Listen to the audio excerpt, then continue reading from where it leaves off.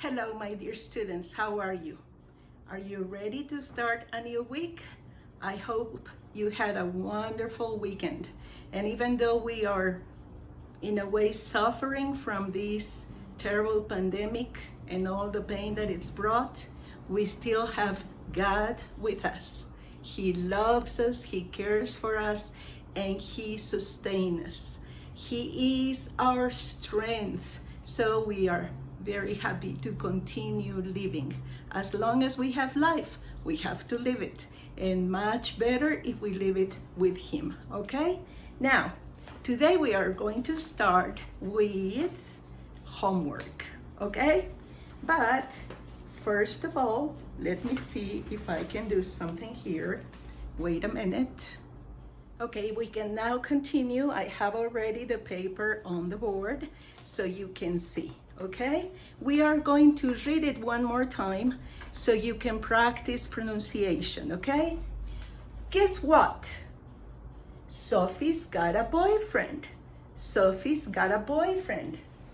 Her best friend Steve came to see her and told her he needed to talk to her about something really special. Oh, really important. I'm sorry. But then he started telling stories about his grandparents. So Sophie was really puzzled. For one reason or another, he just couldn't tell her the important thing. So finally, she said, "Oh, stop beating about the bush and tell me already." So he bit the bullet and finally said, "I'm in love with you. Would you marry me?" After the big surprise, she said, "Well, you caught me off guard. This came out of the blue. But you know you are my best friend, and I'll tell you a secret. I love you too. So a big marriage is on the cards, okay?"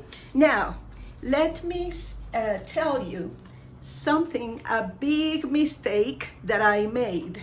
And I marked it on red, but it doesn't show. Here's my big mistake. I made it in red and still doesn't show here. This is very important. Your and your is pronounced exactly the same. I'm going to write it on the board. Your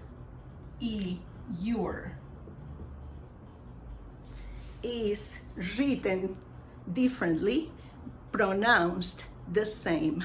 Your is the possessive pronoun, is the possessive adjective, is telling whose things belong to him, to whom. For example, your luggage, your heart, your book, your house, okay? But your is tú estás o tú eres. You're my friend.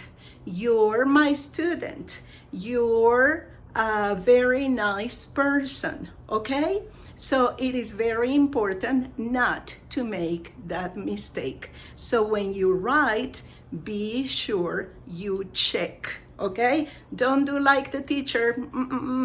I didn't do it purposely. I made a mistake. I am sorry, okay? Now, you're my best friend. Now, what does it mean, each of these things? And I gave you your homework to show courage in a difficult situation. To show courage. Courage is valor, strong, courageous. What is that? Is it stop beating about the bush? Stop beating about the bush. Would that be it? No. He bit the bullet and finally said, he bit the bullet. Whoa, what is that? He beat on the bullet. The bullet is the little piece that goes in the gun that you use to shot, to make a shot. Boop. Okay? So he beat the bullet. And finally said. So that would be number 2. Go be checking your homework, okay? Now, what is to be possible or likely to happen? Possible or likely to happen? You caught me off guard. You caught me off guard, like, oops. No, that's not it. This came out of the blue. Or a big marriage is on the cards. Cards. I'll tell you a minute what is that. But remember what the fortune tellers say when they read cards? They say, look, the cards. The cards. This card says that you are going to marry a big rich man. Okay? Well, fortune telling is with cards. So a big marriage is on the cards, is coming, is likely to happen. Okay? So that is number 5.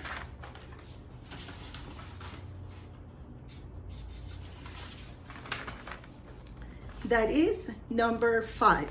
Now, to avoid coming to a point. What is to avoid? Ya vimos la clase pasada esa palabra, antepasada, avoid, evitar. To avoid coming to a point.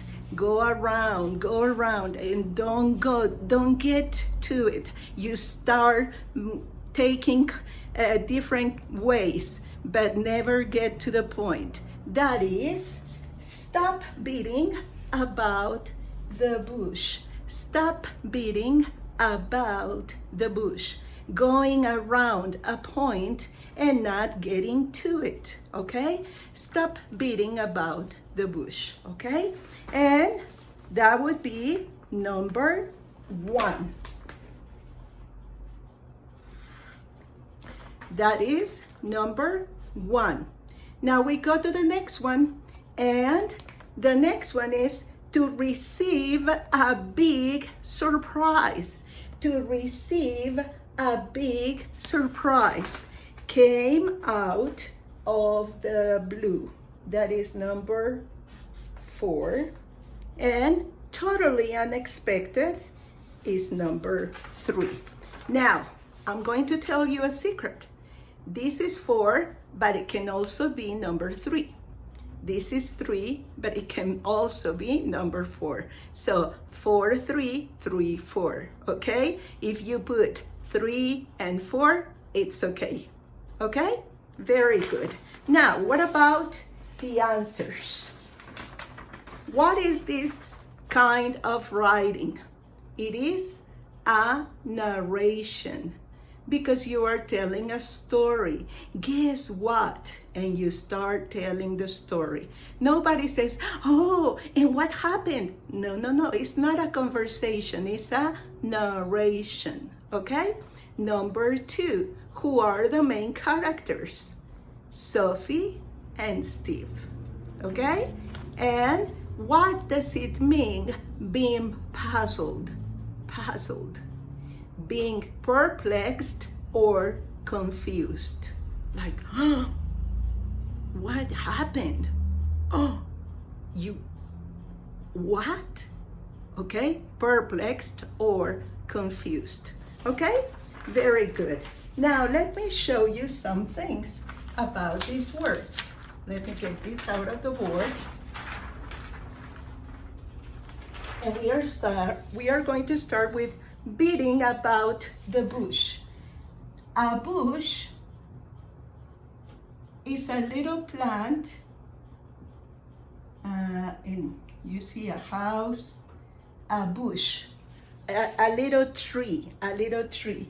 You see the bush and you start beating, hitting, but don't get to it.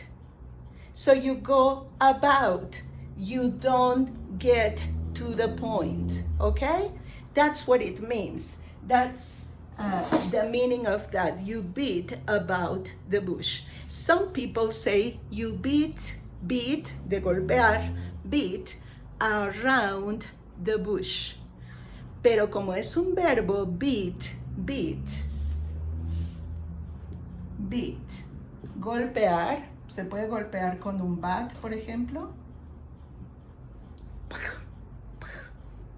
Beat. Cuando tú estás conjugándolo, puedes hacer esto. Beating. Stop beating about the bush. Okay? Now, we stop with that and we go to the next one. Beat the bullet. It was customary for some to do this.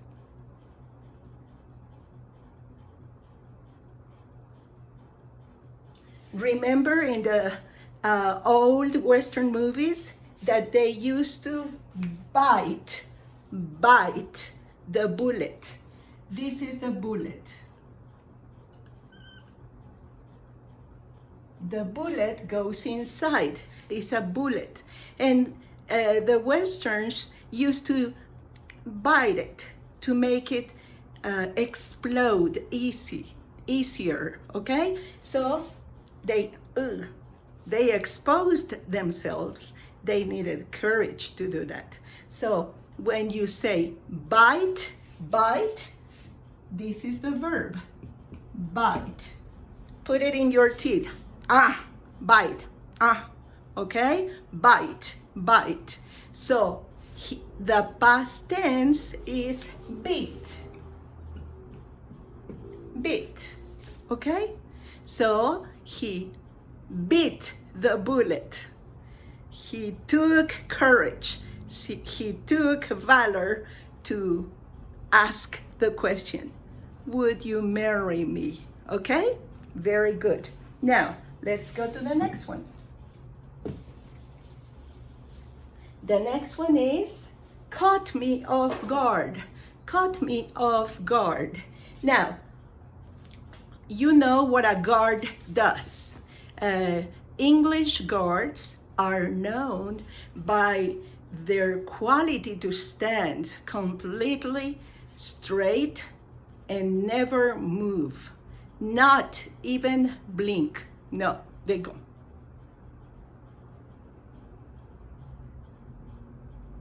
And they are alert. They are ready. If somebody does something wrong, they are ready. They are alert, okay? But off guard is like,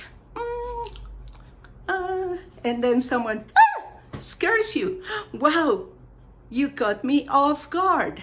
Me atrapaste fuera de guardia. No estaba alerta. Me agarraste, me atrapaste, ¿verdad? Caught me off guard. Me tomaste fuera de lugar. No estaba bien parada, no estaba bien firme. Y me sacaste de mi lugar. Me hiciste, ay. Por eso decimos que es totalmente unexpected, totalmente inesperado, ¿ok? Se puede decir eso o se puede decir la otra parte que veíamos, que es, déjenme se las enseño, to receive a big surprise. To receive a big surprise, ¿ok? Cualquiera de las dos puede ser. Off guard. No me lo esperaba, ¿ok? Off guard. Then we have the next one. Out of the blue. Esta realmente no sé cómo explicarla. Out of the blue es una expresión que se usa mucho en inglés para hablar de que Salió de la nada. Ni me lo esperaba. Out of the blue. El color blue quiere decir muchas cosas en inglés. No es nada más azul. Blue quiere decir triste. True blue, y déjenme los pongo para que lo tengan. Blue color. Blue